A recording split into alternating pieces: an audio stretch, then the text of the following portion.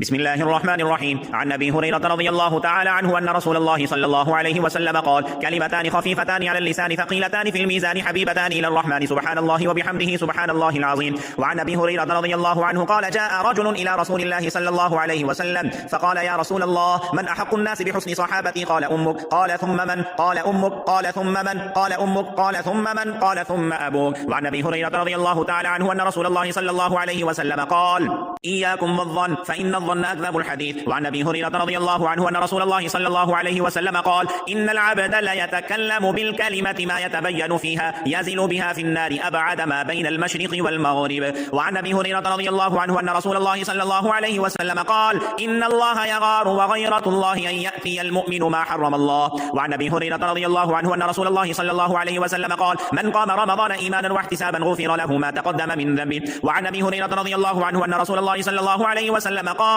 العمرة إلى العمرة كفارة لما بينهما، والحج المبرور ليس له جزاء إلا الجنة. وعن أبي هريرة رضي الله عنه أن رسول الله صلى الله عليه وسلم قال: التثاؤب من الشيطان، فإذا تثاءب أحدكم فليرده ما استطاع. وعن أبي هريرة رضي الله عنه أن رسول الله صلى الله عليه وسلم قال: الساعي على الأرملة والمسكين كالمجاهد في سبيل الله. وأحسبه قال: وكالقائم الذي لا يفطر وكالصائم لا يفطر. وعن أبي هريرة رضي الله عنه أن رسول الله صلى الله عليه وسلم قال: ما يصيب المسلم من نصب ولا وصب ولا هم ولا حزن ولا أذى ولا غم حتى الشوكة يشاكها إلا كفر الله بها من خطاياه.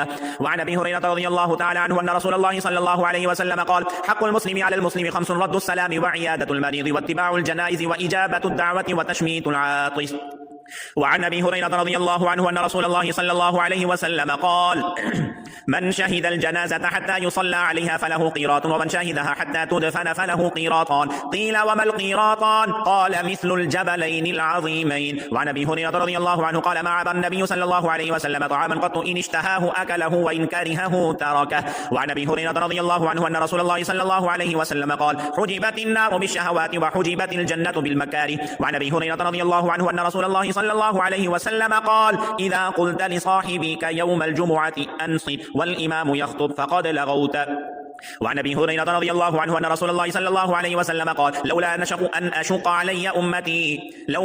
على أمتي لأمرتهم بالسواك عند كل صلاة. وعن أبي هريرة رضي الله عنه أن رسول الله صلى الله عليه وسلم قال: ويل للأعقاب من النار. وعن أبي هريرة رضي الله عنه أن رسول الله صلى الله عليه وسلم قال: أما يخشى الذي يرفع رأسه قبل الإمام أن يحول الله رأسه رأس حمار. وعن أبي هريرة رضي الله عنه أن رسول الله صلى الله عليه وسلم قال: من غدا إلى المسجد أو راح أعد الله له في الجنة نزلا كلما غدا أو راح. وعن أبي هريرة رضي الله عنه أن رسول الله صلى الله عليه وسلم قال: آية المنافق 3: إذا حدث كذب وإذا وعد أخلف وإذا اؤتمن خان. وعن أبي هريرة رضي الله عنه أن رسول الله صلى الله عليه وسلم قال: ما أسفل من الكعبين من الإزار في النار. وعن أبي هريرة رضي الله عنه أن رسول الله صلى الله عليه وسلم قال: الملائكة تصلي على أحدكم ما دام في مصلاه الذي صلى فيه ما لم يحدث، تقول: اللهم اغفر له اللهم ارحمه.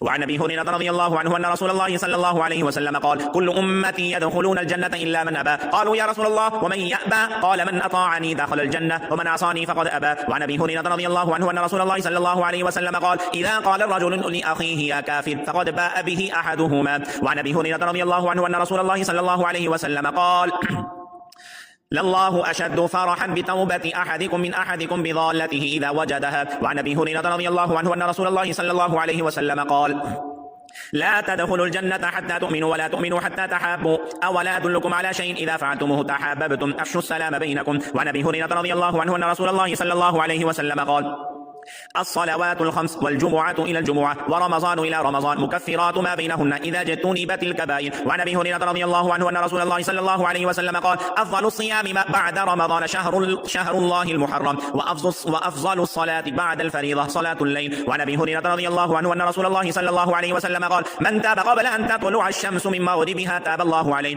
وعن أبي هريرة رضي الله عنه أن رسول الله صلى الله عليه وسلم قال: جز الشوارب وأرخ اللحى خالف المجوس. وعن أبي هريرة رضي الله عنه أن رسول الله صلى الله عليه وسلم قال: لأن أقول سبحان الله والحمد لله ولا إله إلا الله والله أكبر أحب إلي مما طلعت عليه الشمس. وعن أبي هريرة رضي الله عنه أن رسول الله صلى الله عليه وسلم قال: من حمل علينا السلاح فليس منا ومن غشنا فليس منا. وعن أبي هريرة رضي الله عنه أن رسول الله صلى الله عليه وسلم قال: إذا مات الإنسان انقطع عمله إلا من 3: إلا من صدقة جارية أو علم ينتفع به أو ولد صالح يدعو له. وعن أبي هريرة رضي الله عنه أن رسول الله صلى الله عليه وسلم قال: لقنوا موتاكم لا إله إلا الله. وعن أبي هريرة رضي الله عنه أن رسول الله صلى الله الله عليه وسلم قال: من كذب علي متعمدا فليتبوأ مقعده من النار. وعن ابي هريرة رضي الله عنه أن رسول الله صلى الله عليه وسلم قال: من دعا إلى هدى كان له من الأجر مثل أجور من تبعه لا ينقص ذلك من أجورهم شيئا، ومن دعا إلى ضلالة كان عليه من الإثم مثل آثام من تبعه لا ينقص ذلك من آثامهم شيئا. وعن ابي هريرة رضي الله عنه أن رسول الله صلى الله عليه وسلم قال: قال الله تبارك وتعالى: أنا أغنى الشركاء عن الشرك، من عمل عملا أشرك فيه معي غيري تركته وشركه.